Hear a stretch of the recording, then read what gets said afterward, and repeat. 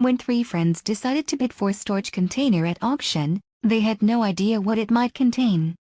The rules of the auction house prevented them from searching inside.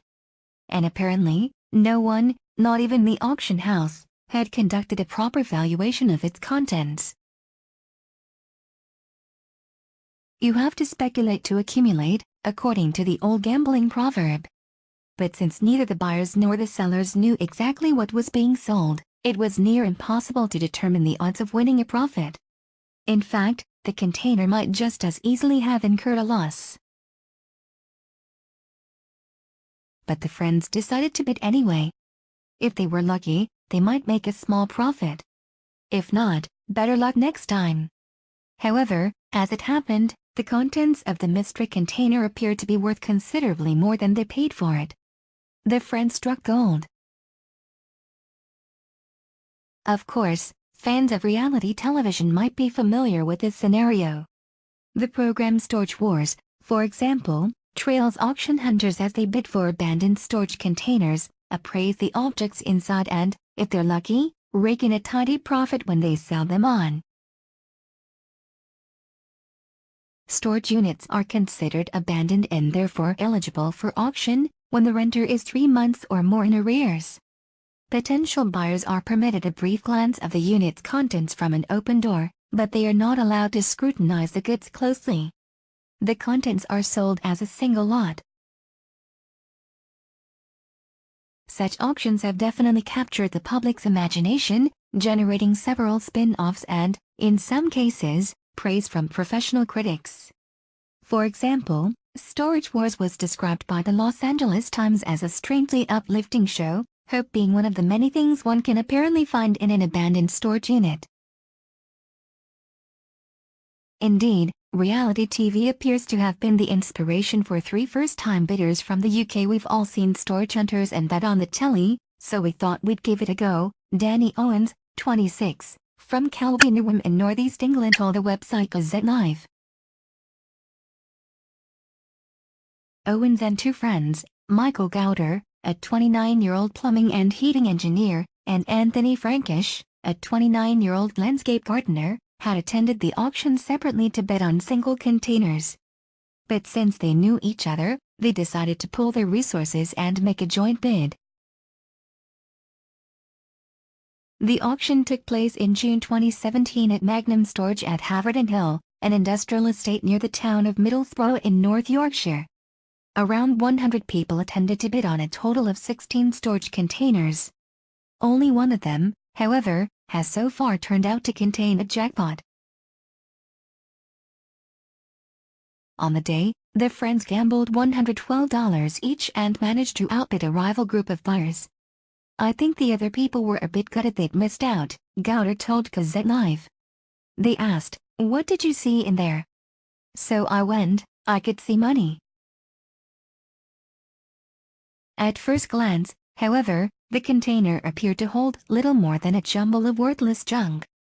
Miscellaneous piles of hand tools, battered old boxes and stacks of dusty picture frames littered the interior of the unit, none of it particularly valuable or auspicious, at first glance.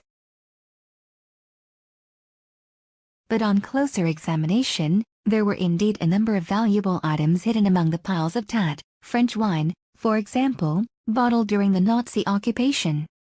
The label indicated it was a bottle of 1943 Chateau Gazin, which sells online for around $315, potentially covering the cost of the entire container. Meanwhile, a line box contained a collection of what appeared to be antique silverware, highly polished and in excellent condition. If silver-plated, its value is probably only nominal. If it's solid silver, however, it may be worth a lot more. Also in the container was a collection of Royal Doulton and Wedgwood pottery. Both companies have a long history of manufacturing top-notch china and porcelain, which is highly sought after by collectors. Of course, the value of such items varies wildly, but it is quite possible that those items alone are worth a tidy sum. Accurate log apparently dating to the 1720s may or may not fetch much money, but it certainly has documentary and historical value. A local museum, or even the UK's National Archives might have an interest in it. There is something aesthetically pleasing about its text, carefully inscribed with calligraphic flourishes. Indeed, monetary value does not necessarily reflect other kinds of value, such as beauty or novelty. An Australian didgeridoo is unlikely to earn much on eBay, but it does make a great accessory and talking point. And if one of the lads learns how to play it, it makes an interesting sound too. Other containers contained engines, tools, a car and medical equipment, but apparently none of it was special or valuable enough to draw the attention of the UK's media, unlike the Friends container. The exact value of their hull has yet to be determined, but it may be worth the equivalent of several $1,000s. "We've easily made our money back straight away," Frankish said. "And there's loads more stuff still to be appraised, so it should be good when it's all gone." Indeed, whatever the final total, it does seem that the Friends have more than broken even, and earned a bit of fame in the process. In fact, the auction has generated such a positive response that Magnum Storage is planning to hold another big sell-off in September 2017. If you live in the UK and fancy your chances, head on over. However, it ought to be noted that the Friends' lucky win was an exception and not the norm.